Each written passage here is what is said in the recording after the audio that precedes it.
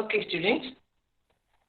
Now we are going to see about the origin of languages. Okay.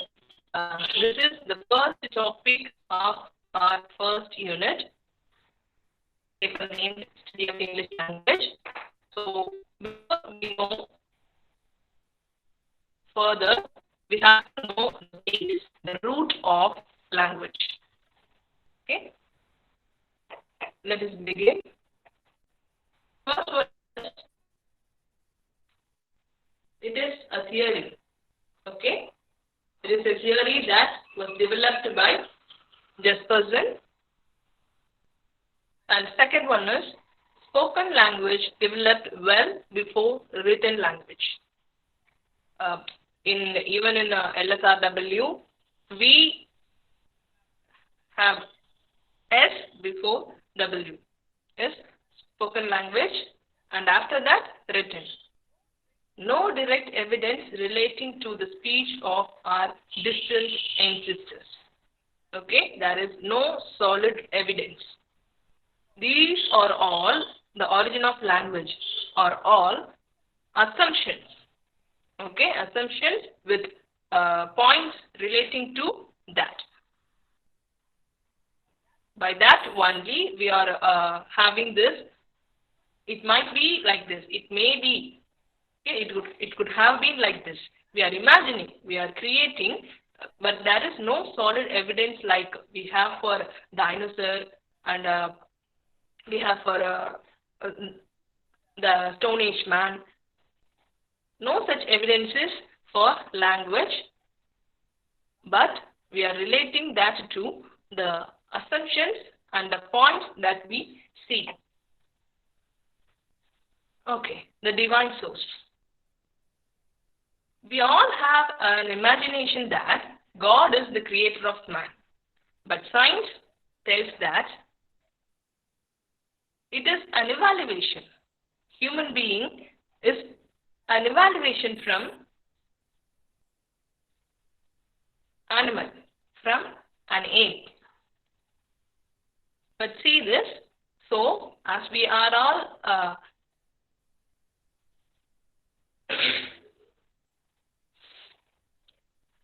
all religious, we think that God is the creator of man and God has created all these things just for man.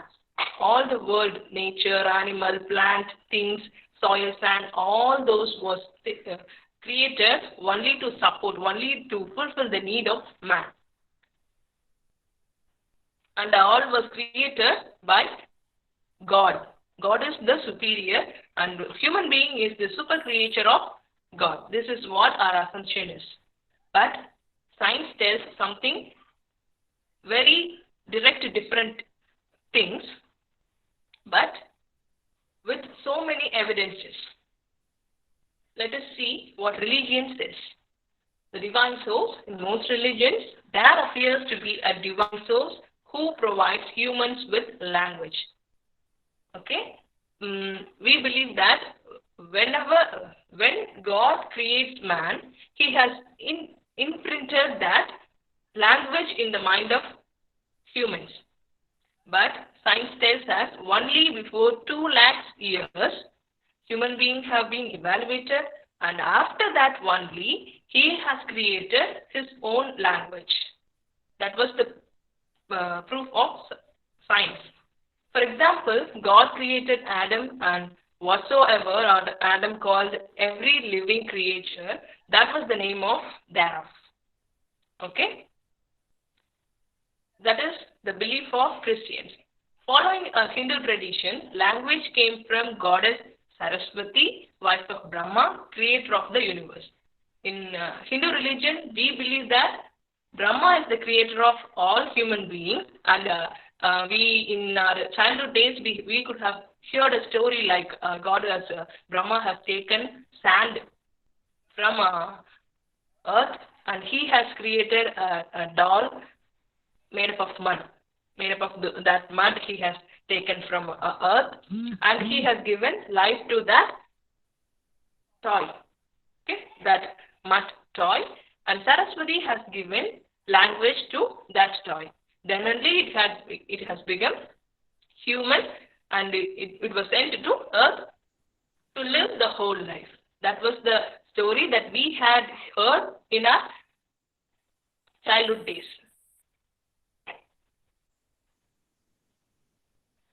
Okay. Experiments to rediscover this divine based on the assumption that if infants were allowed to grow up without hearing any language, then they would spontaneously begin using the original God-given language. Yes, that was the assumption that we have. Okay, even in the womb of mother, the fetus was given God-given language. Even the mother is not teaching; it can only speak the language which was given by God. The Egyptian pharaoh in the 600 BC, and these are all the things. And Friar word Bacchus, meaning bread. James IV of Scotland, before AD 1500, Hebrew. These are all the most oldest languages, most oldest word languages that have been used by man, but believed that was given by God. The natural sound source. The beginning of human speech is based on the concept of natural sound. It assumes that primitive words could have been imitations of natural sounds which early men and women heard around them.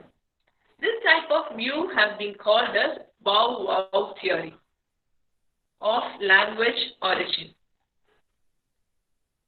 Onomatopoeic words. You might have known what onomatopoeia is, isn't it? So, the natural sound source, the natural sounds given by animals, given by humans, has become the word for practical use. That is known as bow-wow theory, which came from onomatopoeic word. It has also been suggested that the original sounds of language came from natural crises of emotion, such as pain, anger, and joy. For example, ouch, that's for pain. And hey, yeah, that's for sudden intakes of breath. Okay? Another natural sound proposal is known as the yo-ho theory. The sounds of a group of people involved in a physical effort, such as set of grunts, groans, and swear words, which they used when lifting and carrying bits of trees or lifeless mammals. Okay? Like we use when we push something, we used to give some kind of sounds just to encourage or just to release the pain. That is known as yo-ho theory. The oral gesture source. Next one. The oral gesture theory proposes an extremely specific connection between physical and oral gesture. It is claimed that a set of physical gesture was developed as a means of communication. Then a set of original gestures specifically involving the mouth developed in which the movements of the tongue, the lips, and so on were recognized according to patterns of movement similar to physical gestures, oral gestures. That are all. When we used to talk, when we used to begin a conversation, we never talk immediately. We start with some kind of sound. These are all the sounds that is indicating that something is going to be began. Okay, you can take an example that Shakespeare's dramas always has a natural phenomenal sound just to attract the audience. You can take examples from that. You can make it comparable. Genetics focuses on the biological basis of formation and development of human language. Okay. The next one comes under biological basis. That's a connection on some of the physical aspects of humans that are not shared with any other creatures. Because human beings are the only creatures who can laugh, who can use words. Whereas other animals, other creatures are communicating only with sounds. It observes that at some early stage, our human ancestors made the transition to an upright posture with bipedal locomotion and revised the role of the front limbs. Okay? By using their hands and legs. By using the hands and legs, they are creating some kind of gestures, and that gesture becomes a communication. The effect of this change can be seen in the physical difference between the skull of a gorilla and that of Neanderthal man from around 6000 BC. In the evolutionary development, there are certain physical features best thought of partial adaptations that appears to be relevant for speech. So, according to science, there are more similarities between the ape and man. Through that only we come to the decision that man has come from monkeys, isn't it? So there are some similar changes in the skull of a gorilla and in the skull of a human man. More or less it is same, but there are some changes. Only some changes made that human being has cultivated the habit of using words, habit of using different kind of sounds to differentiate himself from animals and other things. Physiological adaptation. Human teeth, lips, mouth, and tongue are different from those of apes. They are not needed for eating, but they are extremely helpful for making sounds. Okay? You can see that we are no more apes, and we now have different kinds of teeth, lips, mouth, and tongue, which are supporting to the communication, to make sound. Okay, the larynx and pharynx, which contains the vocal cords, are developed to act as a resonator for the production of any pieces of whereas animals does not have all this larynx and pharynx. Okay.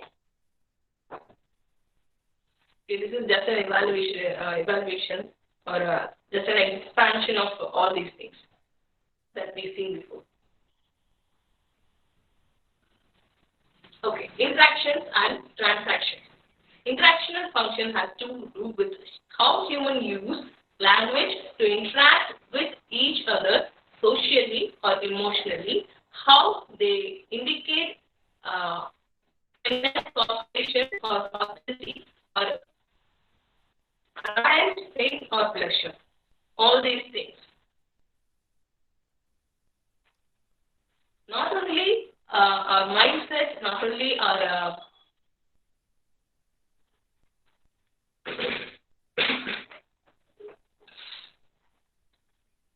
sixth sense helps us to communicate, but also the features that we have, the lips, mouth, tongue, all those things, and our hands, our whole body functions when we talk.